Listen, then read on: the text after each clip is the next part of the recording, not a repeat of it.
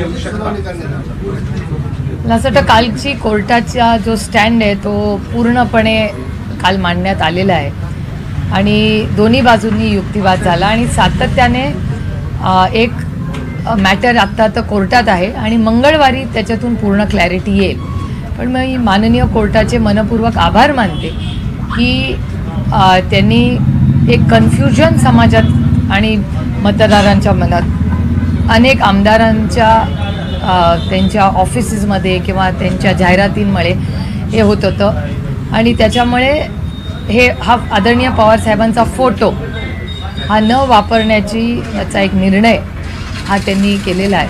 कारण का हे लोक जे आमदार आज आदरणीय पवारसाहेबांचा फोटो वापरतात ते स्वतः एका वेगळ्या विचारामध्ये काम करू इच्छितात. तर जर ते एका वेगळ्या विचारासाठी आणि ते निर्णय आदरणीय पवारसाहेबांना सोडून ते गेलेले आहेत असा त्यांचा निर्णय असताना खरंच मग त्यांनी पवारसाहेबांचा फोटो वापरायचा का नाही, त्यामुळे हा तो निर्णय आलेला आहे. आणि त्यातून आणखीन एक गोष्ट आली त्याच्यात माननीय सुप्रीम कोर्टांचे मी मनपूर्वक आभार मानते की कोर्टाने असं एक स्टेटमेंट केलं की इलेक्शन आलं की तुम्हाला आदरणीय पवारसाहेब लागतात आणि इलेक्शन संपल्यानंतर त्याच पवारसाहेबांना तुम्ही सोडता.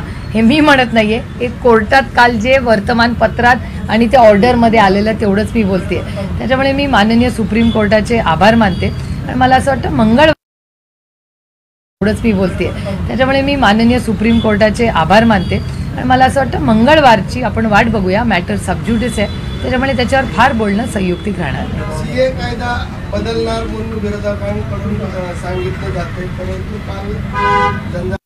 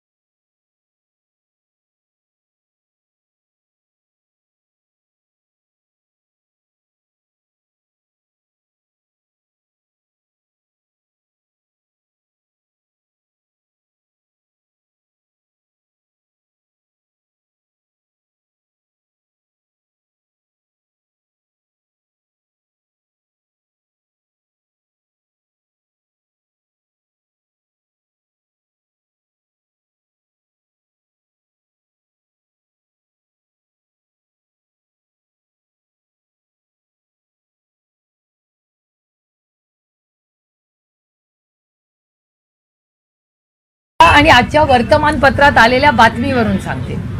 त्याच्यामुळे जी गॅमलिंग करते कंपनी अशा कंपनीनी इलेक्टोरल बॉन्ड्स घेतले. जी मेगा इन्फ्रास्ट्रक्चर प्रोजेक्ट ज्या कंपन्या करतात ज्यांच्यावर ईडी सीबीआयच्या रेड झालेल्या आहेत, ईडी सीबीआयची रेड झाली त्याच्यानंतर इलेक्टोरल बॉन्ड्स घेतलेत, ह्याचा एक व्हाईट पेपर यायला नको. कारण का मी हे आरोप करत नाहीये, मी जे वर्तमानपत्र आणि टीव्हीवर ऐकते आणि वाचते त्याच्यातून मी हे आपल्याला सांगते. तर ह्याचं एक पारदर्शक ह्याचा व्हाईट पेपर यायला नको.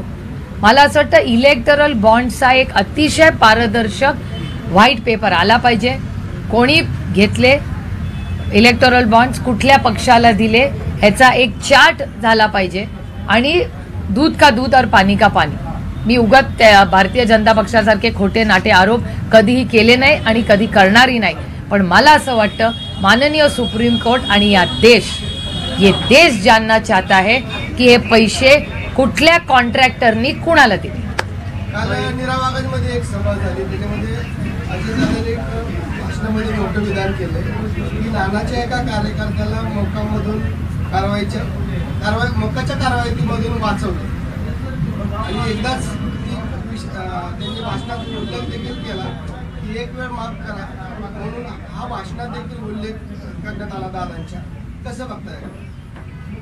खरं तर धक्कादायक आहे, कारण खुणाबद्दल होतं, खुणाला मोका लागला, कशा करता मोका लागला ह्याची आता उत्तरं आपल्याला विचारावी लागतील नाही का. किंवा मला असं वाटतं सगळ्यांनाच ती माहिती उत्सुकता असेल की हे नक्की काय प्रकरण आहे. त्याच्यामुळे मला असं वाटतं महाराष्ट्र सरकारने याचं स्पष्टीकरण दिलं पाहिजे. लोकसभेमध्ये जाऊन मोदी शहांवर टीका करण्यापेक्षा आपण मतदारसंघात किती निधी आणला याबाबत काल अजितदादांनी आपल्यावर टीकास्त्र केले. एक तर मी वैयक्तिक माझा सगळा पार्लमेंटचा रेकॉर्ड काढून बघा, मी वैयक्तिक मोदी आणि शाह किंवा भारतीय जनता पक्षाच्या कुठल्याही मंत्र्यावर कधीही वैयक्तिक टीका करत नाही. माझ्यावर कैलासवासी यशवंतराव चव्हाणांचे संस्कार आहेत, त्याच्यामुळे मी वैयक्तिक टीका कुणावर एकतर केलेलीच नाही. आणि पार्लमेंटमधलाच माझे एक पुस्तिका आहे का इथे एखादी कॉपी? हां, अरे कार्य अहवाल असेल ना आपला, माझा एक कार्य अहवाल आहे, तो ऑनलाईन आहे, ऑफलाईन आहे, सगळीकडे आहे. मी केलेल्या कामाचा एक कार्य अहवाल आहे, दाखवा. कार्य अहवाल पुस्तक आहे एवढं जाड, माझ्या गाडीत असेल, माझ्या गाडीतून आणा. आणि माझा कार्य अहवाल हा तुमच्या मोबाईलवर पण, मी माझ्या वेबसाईटवर जर गेला तर माझ्या वेबसाईटमध्ये माझा कार्य अहवाल आहे, तोही करता येईल. किंवा माझ्या गाडीतही असेल कार्य अहवाल, तो मागवून घ्या. त्यामुळे कार्य अहवाल आहे. आणि मला असं वाटतं की महाराष्ट्रातले बहुसंख्य खासदार, ही महाराष्ट्राची संस्कृती आहे, आम्ही कधीच वैयक्तिक टीका, आमची लढाई भारतीय जनता पक्षाची वैयक्तिक नाहीच आहे, मी अनेक वेळा म्हणले. आणि माझी भाषणं ऑन रेकॉर्ड असतात, मी तर रोजच प्रेसशी बोलते. आणि माझी धोरणात्मक विरोध आहे का? होतं जरूर आहे. मी का भारतीय जनता पक्षावर टीका करते? कांद्याची निर्यात बंद कोणी केली? तर ती भारतीय जनता पक्षाने केली. हो, माझी लढाई त्यांच्याबरोबर आहे. निर्यात बंदी आजपर्यंत कांद्याची कोणी केली होती का? तर ती केली. दुधाला भाव, हा दुधाला भाव, त्याच्यासाठी हा माझा कार्य अहवाल आहे. तो ऑनलाईन आहे, कुणालाही हवा असेल तर माझ्या वेबसाईटवरही मिळेल आणि पुस्तकंही आहेत. It's very easily accessible. आणि त्याचा अनालिसिस करून तुम्ही बघू शकता काय कामं झाली. त्यानंतर दुधाला भाव, कांद्याला भाव, सोयाबीनला भाव, ही धोरणं शेतकरी विरोधी नाही आहेत. आणि data speaks for it self. शिक्षणासाठी, इन्फ्रास्ट्रक्चरसाठी या सरकारने काय केलं? आरोग्य सेवेसाठी काय केलं? किती जागा रिक्त आहेत? आता इथे एवढी मुलं उभी आहेत, सगळी पोलीस भरतीवाली आहेत. आता पोलीस भरतीच्या मुलांना जर नोकऱ्या मिळणार नसतील तर त्यांच्यासाठी कोणी लढायला नको. त्याचबरोबर आशा आणि अंगणवाडी आमच्या भगिनी आंदोलन पार गल्लीपासून मुंबईपर्यंत त्यांनी केलं, त्यांना न्याय मिळून द्यायला नको. त्यामुळे पार्लमेंटमध्ये भाषणं करण्यासाठीच तर पार्लमेंट आहे ना. आणि मला आश्चर्य वाटतंय की ज्या व्यक्तींनी 30 वर्ष लोकशाहीमध्ये काम केलं, तर हे खरंच चिंताजनक आणि आश्चर्यजनक आहे. फोन टॅपिंग बद्दल आपण अनेक वेळा मुद्दा उचलला होता, परंतु आता फोन टॅपिंगचा क्लोजर रिपोर्ट बनवण्यात आलेला आहे आणि ती बंद करण्याचा निर्णय.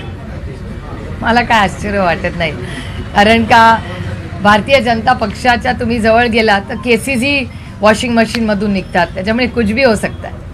हे दुर्दैव आहे. बाबासाहेब आंबेडकर वसतीचं उद्घाटन झालं, त्याचा अचानक कार्यक्रम ठरवून उद्घाटन करण्यात आलं.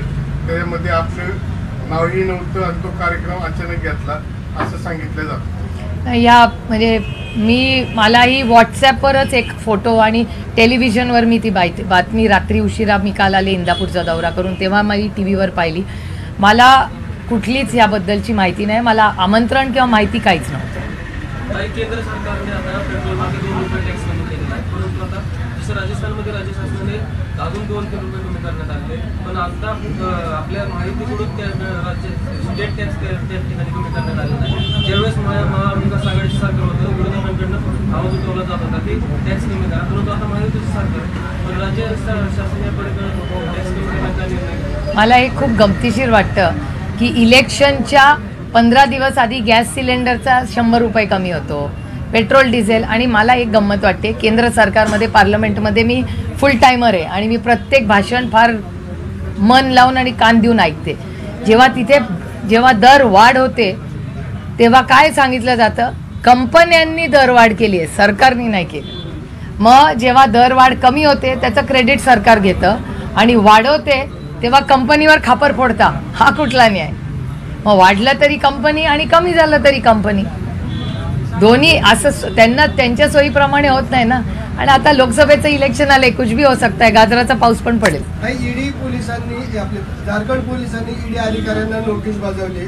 तसेच झारखंडचे माजी मुख्यमंत्री हेमंत सोरेन यांनी दाखल केलेल्या अॅट्रॉसिटी गुन्ह्याची चौकशी देखील संदर्भात देखील. मला असं वाटतं अनेक राज्यांमध्ये अशी परिस्थिती आहे. तामिळनाडूमध्ये आहे, वेस्ट बेंगॉलमध्ये आहे, झारखंडमध्ये, की ज्या पद्धतीने केंद्र सरकार, हे दुर्दैव आहे, ईडी, सीबीआय आणि इन्कम टॅक्स हे अतिशय म्हणजे इंडिपेंडंट बॉडीज होत्या. त्याच्यात कधीही सरकारचा हस्तक्षेप झालेला नाही. अतिशय चांगल्या पद्धतीने या तिन्ही संस्था, स्वायत्त संस्था या होत्या. आणि खरं तर या राज्यात ईडी कोण आहे हे 5 वर्षापूर्वी कोणाला माहिती नव्हतं. एक पोल घ्या तुम्ही.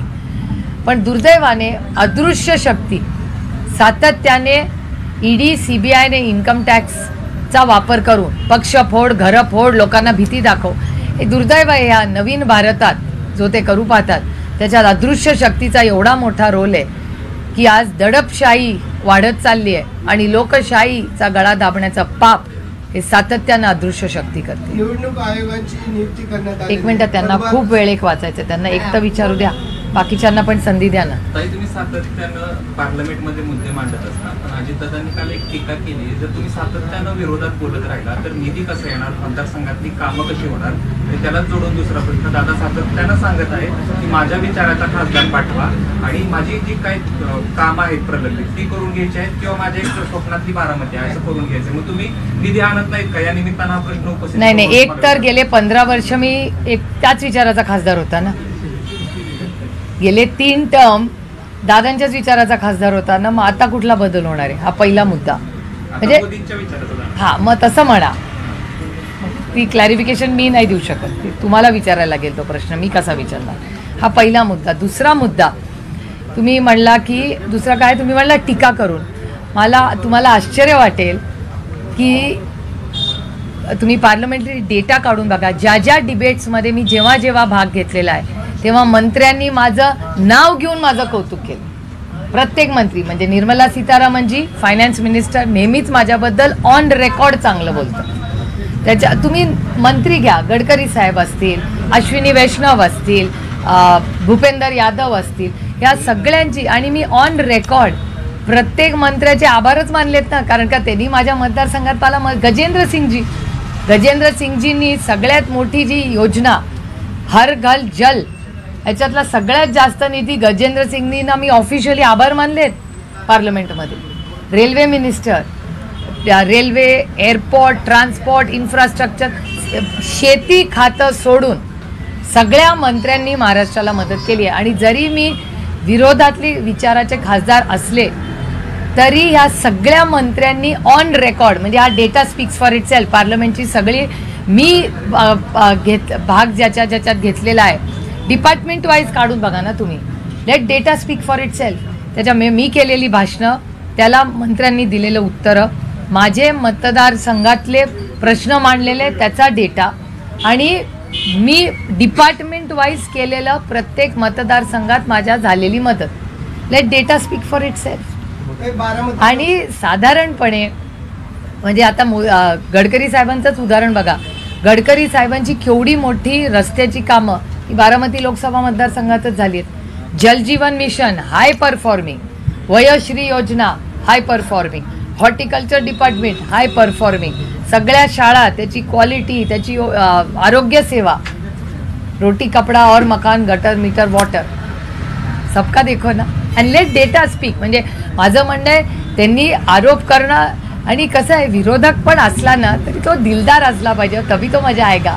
त्याच्यामुळे इतना तो हक बनताय टीका करायचा ना. बारामती लोकसभा मतदारसंघामध्ये त्यांना एकदा विचारू द्या, तुम्ही 6 विचारले. बारामती लोकसभा मतदारसंघात माजी मंत्री विजय शिवतारे यांनी अपक्ष निवडणूक लढण्याचा निर्णय घेतलेला आहे. नक्की फायदा कोणाला होईल? अहो, मी राजकारण फायद्या आणि तोट्यासाठी करत नाही, मी राजकारण सेवेसाठी करते. मी मायबाप जनतेची सेवा करण्यासाठी आलेले आहे. आणि दिल्लीमध्ये माझा जो सगळा पार्लमेंटरी परफॉर्मन्स आहे त्याच्याबद्दल चांगलं मी नाही बोलत, भारतीय जनता पक्ष पण देते. आणि मला जे बक्षीस मिळाले आहे ते मी नाही दिलं, माझा काका मामा सगळा सोयरा तिथे सत्तेत नाही आहे. तिथे सत्तेत भारतीय जनता पक्ष आणि data speak for it self. आता महामहिम द्रौपदी मुर्मूजींनी आमचं कौतुक केलं, आम्ही प्रांजळपणे त्यांचे मनापासून आभार मानतो. त्या ओरिजिनल भारतीय जनता पक्षाचे व्हाईस प्रेसिडेंट ऑफ इंडिया ते पण भारतीय जनता पक्ष, आता कुठल्या पक्षात नाही आहे. त्याच्यामुळे जेव्हा जेव्हा आमचा सत्कार सोहळा झाला एक चांगलं लोकप्रतिनिधी म्हणून, तो भारतीय जनता पक्षानेच केला ना, ते काय आमच्या सगळ्या सोयऱ्यांनी केलेला नाहीये. विजय शिवतारे अपक्ष लढणार आहेत आता सध्या, तर त्यांनी निर्णय घेतला. अरे लोकशाही आहे ना, काय आता तुम्ही पण लढू शकता लोकसभा, का नाही लढायची? तुम्ही नाही लढू शकता, आपण एकाच पक्षात आहोत. पण प्रत्येकाला अधिकार आहे हो, ही दडपशाही नाही आहे. काय हरकत आहे? मी तर उलट स्वागत करते, जेवढे जास्त लढतील तेवढा आनंदच आहे, स्वागत केलं पाहिजे आपण. ताई, तुम्ही पर्स बद्दल एक वक्तव्य केलं होतं की माझा जरी नवरा आला तरी पर्स मध्ये माझा नवरा येत नाही, कॅन्टीन मध्ये बसावं लागेल कुणाचा जरी नवरा आला तरी. त्यावरून अजित पवारांनी तुमच्यावरती टीका केली, असं कधी कोण कुणाचा पर्स घेऊन बसत नाही. काय एक तर मी त्यांच्यावर टीका केलेलीच नाहीये, मी आमच्या अंतर्गत खासदारांचं स्टेटमेंट केलंय. अनेक खासदार जेव्हा आम्ही एकत्र दिल्लीत बसतो अनेक चर्चा होतात, त्याच्यातून मी एक भाषण 1 महिन्यापूर्वी केलं होतं. त्याचा ह्याच्याशी काय संबंध मला नाही माहिती. पुण्यामध्ये आपण ते भाषण केलं होतं की पार्लमेंटमध्ये जाताना नोटपॅड घेऊन जायला लागतं, पर्स घेऊन जायची गरज नाही, पर्स जरी आणली तरी ती नवऱ्याबरोबर देऊन कॅन्टीनमध्ये ठेवावं लागतं. नाही, असं नाही म्हणलेली मी. अनेक आमदारांच्या अनेक खासदारांमध्ये चर्चा अशी असते की एखादा जर नवरा आला तर त्याला आमच्या लॉबीमध्ये अलाउड नसतं. स्पाऊस, नवरा किंवा बायको दोघांनाही, spouse is the word. Spouse म्हणजे नवरा किंवा बायकोला लॉबीमध्ये पण अलाउड नसतं. त्यांना सगळ्यांना कॅन्टीनमध्ये फॅमिली मला थांबावं लागतं. त्याच्यामुळे फॅमिली हॅज टू वेट. म्हणजे उद्या प्रतिभा पवार किंवा सदानंद सुळे जेव्हा पार्लमेंटमध्ये येतील त्यांना लॉबीमधून पण आत अलाउड नाही आहे. त्यांना फक्त ते दोघंही येत नाहीत, हा भाग वेगळा. तर पण ते कॅन्टीनमध्ये जर आले तर स्पाउसीजला म्हणजे नवरा बायको मुलं कोणी आलं ना, फॅमिलीज बेसिकली, तर त्यांना कॅन्टीनमध्ये बसावं लागतं. ताई, दादांनी काल तुमची मिमिक्री केली थोडक्यात की कसं म्हणजे फोनवरून की भावनिक केलं जाईल, 15 वर्षात आजपर्यंत कोणी संपर्क केला नाही ते तुमच्याशी संपर्क केला जातील, असं खरं तुम्ही संपर्क वाढवलाय का? तुम्ही विचारता का लोकांना? वाढवला असं नाही. कसं आहे की अनेक गेले 15 वर्ष, एक तर दादा माझे वयाने पण मोठे आहेत आणि माझे मोठे भाऊ आहे. बारामतीतलं सगळं काम हे दादांवर एका विश्वासाच्या नात्याने आदरणीय पवारसाहेबांनी टाकलं होतं. त्याच्यामुळे जेव्हा जेव्हा कुठलाही प्रश्न यायला प्रोटोकॉल, आदराचा, प्रेमाचा आणि एका संघटनेत काम करायचा. दादा माझ्या वयाने पण मोठे आहेत, कर्तृत्वानेही मोठे आहेत. त्याच्यामुळे एका मोठा भाऊ, एक पक्षाचा मोठा नेता म्हणून त्याचा प्रोटोकॉल पाळण्याचे संस्कार जे माझ्यावर झालेले आहेत, त्याच्यामुळे तो प्रोटोकॉल मी पाळायचे. कोणीही माझ्याकडे आलं तर मी म्हणायचं आपण दादांचं मार्गदर्शन घेऊ आणि पुढे जाऊ. आणि दादाच्या कामामध्ये आपली ढवळाढवळ नको म्हणून मी एक पाऊल मागे ठेवून दादाचा मान सन्मान करायची. मोठ्या भावाचा किंवा आपल्या मोठ्या नेत्याचा मान सन्मान करण्यात कसला कमीपणा. उलट मला आनंद आहे की कुठल्याही मोठ्या आपल्यापेक्षा वयानी, आणि अनेक वेळा असंही होतं अनेक मंत्री आहेत जे माझ्यापेक्षा वयानी लहान आहेत केंद्र सरकारमध्ये, पण आम्ही त्यांचा मान सन्मान करतो. कारण का ते आमचं नातं नुसतं नाही आहे, त्या पदाला पण काही गरिमा आहे की नाही. म्हणजे आता अनुराग ठाकूर आणि माझे वैयक्तिक संबंध अगदी बहीण भावांसारखे, आणि आम्ही एकत्र खासदार झालो, कौटुंबिक संबंध आहेत आमच्या घरातले.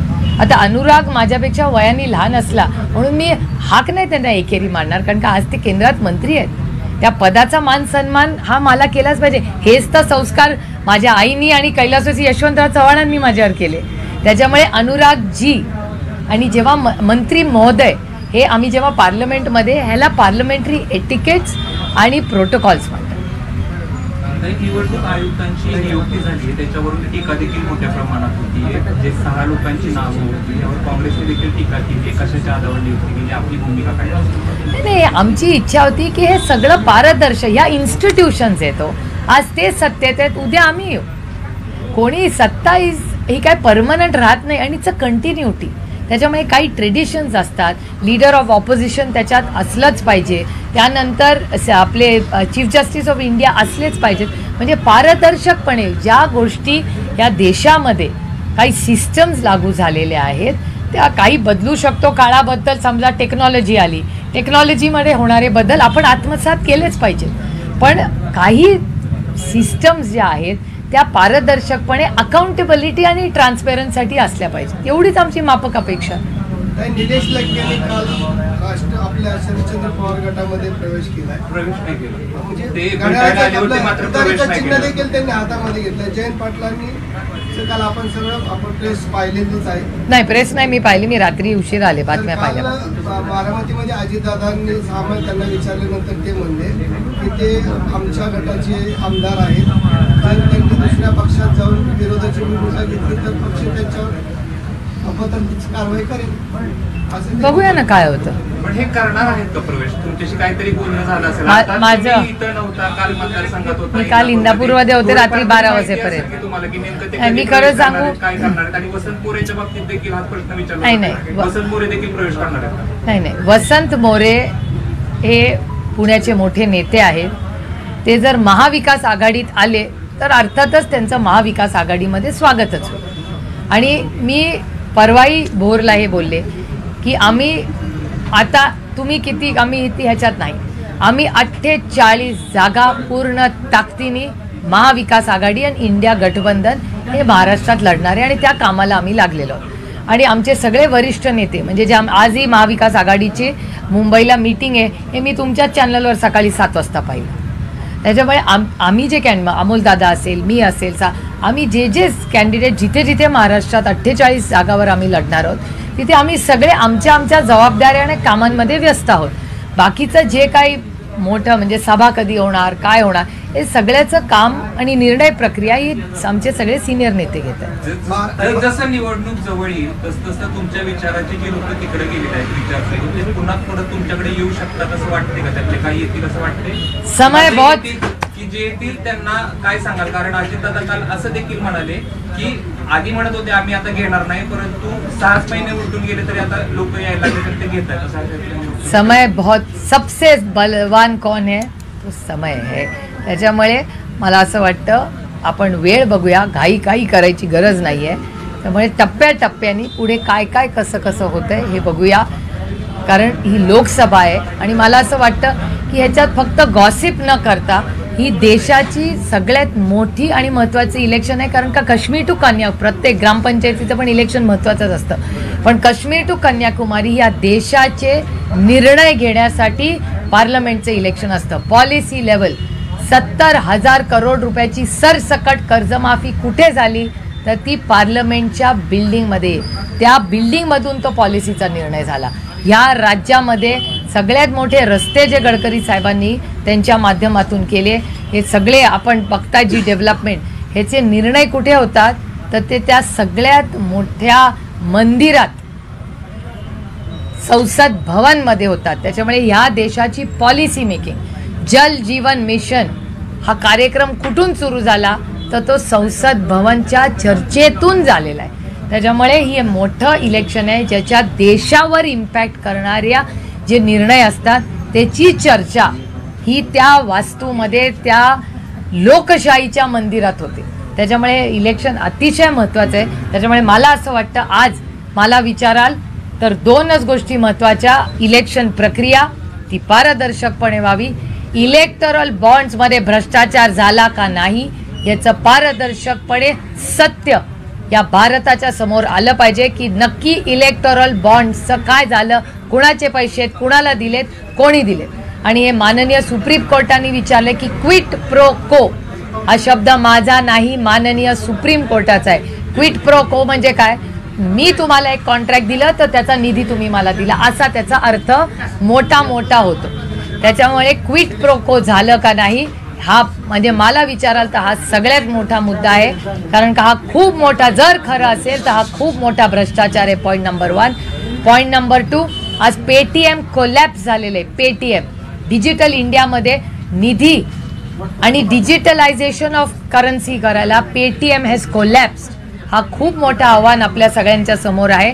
आणि तिसरा मुद्दा, आज संपूर्ण हे इलेक्शन कमिशनचा मुद्दा तर आहे, जो इलेक्टोरल बॉन्डची कनेक्ट. तिसरा, या राज्यामध्ये दुष्काळ, पाणी, टँकर, छावण्या ही प्रचंड अडचण ही सगळीकडे राज्यात आहे. अनेक जिल्ह्यांमध्ये, तालुक्यांमध्ये, आपल्यासारख्या तालुक्यांमध्ये प्रचंड. आज 3 लोक मला बारामती तालुक्यातली भेटून गेली आणि म्हणाली की आम्हाला टँकर सुरू करून द्या. त्याच्यामुळे हेही प्रश्न अतिशय गांभीर्याने आपण घेतले पाहिजेत. आणि मी सातत्याने 3 महिने झाले महाराष्ट्र सरकारला सांगते की कृपा करा, टँकर, छावण्या, पिण्याचं पाणी, शेतीचं पाणी आणि गुरांसाठी पाणी, या सगळ्यांचं नियोजन करा. अजूनही पुरंदर, दौंड, इंदापूर, बारामती या सगळ्या भागांसाठी गेले 3 ते 4 महिने मी कॉन्स्टंटली मीडियाशीही बोलते आणि ट्विटरच्या माध्यमातून आणि सरकारची भेट घेऊनही त्यांना विनंती करते. राज्य सरकारच्या माध्यमातून ये देखो 17,000 पोलिसांची भरती निघाली. यामध्ये राज्य सरकारच्या वतीनं एक GR काढण्यात आला होता. कोरोनामध्ये अनेक मुलांची वय वाढल्यामुळं त्यांच्या वय त्यामध्ये बसत नव्हतं आणि यासाठी 31 मार्च रोजी एक आदेश काढला होता. त्या आदेशाची मुदत संपत आहे. मात्र आता राज्य सरकारचे गृहमंत्री असतील किंवा राज्य सरकार याकडे गांभीर्याने बघत नाही. ज्या मुलांचं वय आता वाढून गेले त्यासाठी इतर राज्यांमध्ये वय वाढण्याची तरतूद केली, तशा प्रकारचे GR काढलेत. मात्र राज्यामध्ये असा GR काढला जात नाही. 2 गोष्टी पोलीस भरतीच्या, आंदोलन देखील सुरू आहे मुंबईमध्ये. 2 गोष्टी पोलीस भरतीच्या खूप गंभीर, ज्याच्यात महाराष्ट्र सरकारने जातीने लक्ष घातलं पाहिजे. आणि मला असं वाटतं ह्या विषयात आपण सगळ्यांनी राजकारण बाजूला ठेवून ह्याच्यात जातीने लक्ष घातलं पाहिजे, माणुसकीच्या नात्याने. कारण का एक सामाजिक प्रश्न आहे. पहिला म्हणजे आत्ताच मला ती मुलं भेटून गेली की पोलीस भरतीची वयाची जी अट आहे ती त्याच्यामध्ये फेरबदल करून त्या मुलांना न्याय मिळाला पाहिजे. हा पहिला मुद्दा. आणि दुसरा मुद्दा की मागच्या वेळी जेव्हा 7,000 मुलांची आणि मुलींची भरती झाली, त्याला एक वेटिंगचा ग्रुप असतो जो 8,000 मुलांचा होता. त्या 8,000 मुलांमध्ये आणि मुलींमध्ये त्यांना तुम्हाला नोकरी मिळाली आहे असं पत्र देण्यात आलं. आणि आत्ता जेव्हा विचारतो तेव्हा त्या युवक आणि युवतींना सांगितलं जातं की आमच्या म्हणजे महाराष्ट्र सरकारकडून चूक झाली, आम्ही परमनंट नाही, तुम्हाला वेटिंगची ऑर्डर द्यायला पाहिजे होती, चूक झाली आमच्याकडे, असं आत्ता सरकार आम्हाला सांगते. मग या 8,000 मुला आणि मुलींचं भवितव्य काय? पहिला मुद्दा वयाची अटेचा प्रश्न काय, हा दुसरा मुद्दा. त्यामुळे दोन्ही मुद्दे गृह मंत्रालयाने आणि महाराष्ट्राच्या ट्रिपल इंजिन सरकारने अतिशय चिंताजनक हा विषय, त्याच्यात तातडीने लक्ष घालून ह्याच्यातून मार्ग काढला पाहिजे. बारामती लोकसभा मतदारसंघातील देखील काही पोलीस भरती करणारे तरुण आता मुंबईला सागर बंगल्यावर जाणार आहेत आणि देवेंद्र फडणवीसांना त्या ठिकाणी भेटणार आहेत. अनेक दिवस त्यांची फाईल कॅबिनेटमध्ये असून देखील त्या फाईलवरती देवेंद्र फडणवीस असतील किंवा राज्य सरकारची कुठलीही प्रक्रिया होत नाही. कारण काय असंवेदनशील सरकार आहे. शेतकरी असो, युवा, एवढा मोठा नमो रोजगार मेळावा केला ना, करोडो रुपयाचा चुराडा झाला. किती लोकांना नोकऱ्या मिळाल्या, किती मुलांना? कोणी डेटा घेतलाय त्या नमो रोजगारचा? मी स्वतः मागणी केली आहे की मला सांगा तरी, एवढा मोठा कार्यक्रम केला, पदरात काय पडलं आपल्या? काल नेत्यांनी सांगितलं की 10,000 लोकांना रोजगार मिळाला. किती होता? जाहिरात कितीची होती? 43,000. करेक्ट, 43,000 युवक आणि युवतींना नोकरी मिळणार होती. मिळाली किती? 1/4. मग जाहिरात कशाला केली 43,000ची? पदरात काय पडलं आणि त्याच्यातल्या परमनंट किती आणि ॲपरेटस किती, याचा डेटा द्या मला. जी मुलं सागर बंगल्यावरती जाणार आहेत ती मुलं तिथं आत्मदहन करणार आहेत, ह्या गोष्टीला जबाबदार नाही. आत्मदहन, माझी विनंती सगळ्यांना राहील, कृपा करा. घरी आई, वडील, बहीण, भाऊ सगळे वाट बघतायत.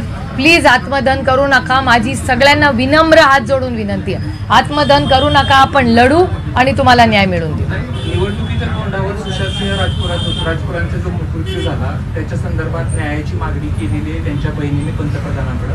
आगामी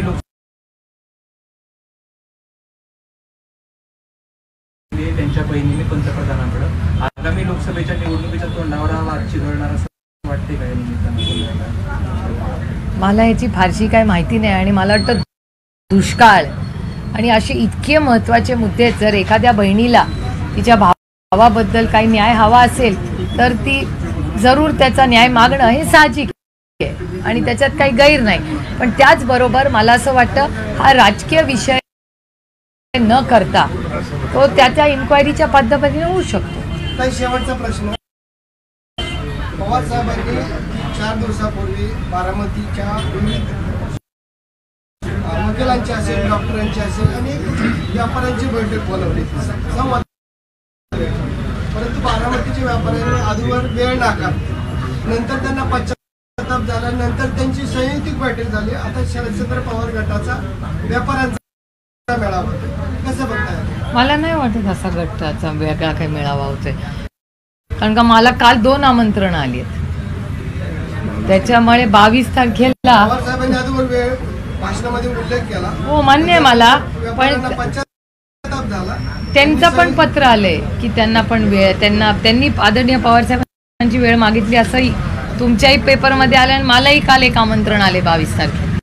याला जोडून प्रश्न आहे की ज्या व्यापारी संघटनेने नकार दिला होता त्यांनी आता मेळाव्यासाठी वेळ मागितली, मात्र आता या व्यापाऱ्यांकडून कुठेतरी एकशाही एकाधिकारशाही चालवली जाते आणि याच पार्श्वभूमीवर आता बारामतीमध्ये दुसरी व्यापारी संघटना तयार झाली आणि त्या संघटनेकडून शरद पवारांना समर्थन दिलं जात आहे. कुठेतरी शरद पवारांसारख्या ज्येष्ठ नेत्यांचा असा अपमान करणं योग्य नाही, म्हणून आता येत्या कालावधीत स्वाभिमानी संघटना ही शरद पवारांच्या उपस्थितीमध्ये मेळावा घेणार असले त्यांच्याकडून सांगण्यात. हे खूप दुर्दैव आहे की राजकारण फार इथपर्यंत, म्हणजे आता ह्याला कोण जबाबदार आहे मला माहिती नाही. तेव्हा मलाही आश्चर्य वाटलं की ही काही राजकीय मीटिंग नव्हती आणि दरवर्षी आदरणीय पवार साहेबांना आग्रह करून व्यापाऱ्यांचा मेळावा दिवाळीत होतोच. तुम्हाला सगळ्यांना माहिती आहे हा काही इलेक्शनचा नाही आहे. दरवर्षी पाडव्याच्या दिवशी आदरणीय पवार साहेब एकटेच बोलतात, बाकी कोणी आम्ही बोलत नाही. आदरणीय पवार साहेब एकटे व्यापाऱ्यांच्या मेळाव्याला, मला आठवतंय तेव्हापासून दरवर्षी की पुढची वर्षाची इकॉनॉमी कशी असेल ह्याच्यावर मार्गदर्शन करतात. दरवर्षी पाडव्याच्या दिवशी संध्याकाळी आपला ठरलेला कार्यक्रम असतो. त्याच्यामुळे हे कशामुळे झालं मला खरंच याची माहिती नाही.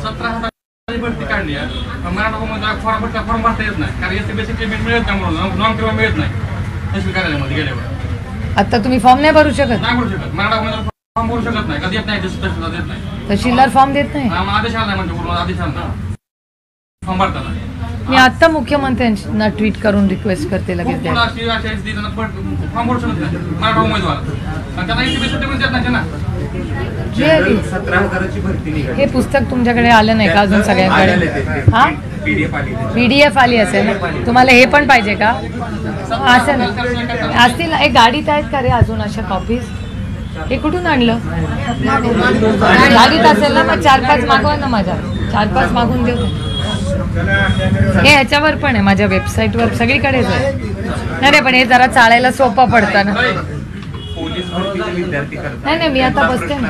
17,000ची भरती निघाली. मराठा समाजाला 10% आरक्षण आहे आणि SC-BCचं आरक्षण होतं ते गेलेलं आहे, तर त्यांना फॉर्म भरायला अडचण येते आणि यांचं म्हणणं असं की तहसीलदार फॉर्म देतात. म्हणजे 17,000 मध्ये तुम्हाला फॉर्मच भरता येत नाही? नॉन क्रिमिनल मिळत नाही मला फॉर्म भरता, मराठा उमेदवार नॉन क्रिमिनल मिळत, SC सर्टिफिकेट मिळत नाही. एक मित्र गेलं म्हणजे सर आम्हाला आदेश आला वरून आदेश आला नाही का? 10% पण नाही आलेला? नाही आदेश मला. असं कसं होईल? असे खूप मुलं आहेत. आरक्षण वेगळं दिलंय, वेगळं आरक्षण जो SC-BC त्याच्यामधून त्यांना फॉर्म भरायचं पण ते भरता येतो. पण असं कसं होईल भरत? आता निर्णय तर झाला ना असेंब्लीमध्ये. असं कसं होईल? द्यायलाच पाहिजे तुम्हाला फॉर्म भरायला. अहो असेंब्लीमध्ये पास केलंय बिल त्यांनी. नाही मिळत फॉर्म, ते नाही मिळत ना. तुम्ही तहसीलदारांकडे गेला का? आता आहेत का कोणी मुलं? आपण तहसीलदारांना, हा बंद करा ना, थँक्यू. तहसीलदारांना एक फोन तर करूया, माहिती तर काढूया. चला ऐको बाई, 11:15 इथेच वाजले.